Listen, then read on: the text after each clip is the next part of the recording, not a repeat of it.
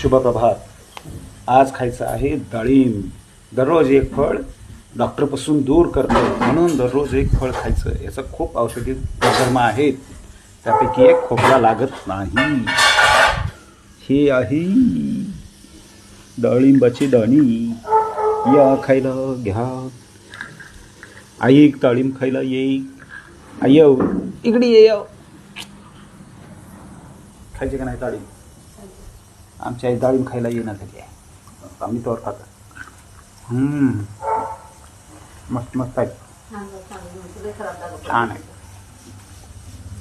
अवश्य या डाळिंब खायला. आई ये की. तुम्हाला याच्यामध्ये बरेच रोग दूर करण्याची ताकद असते. मी माझ्या माईला सुरू छान लागले का?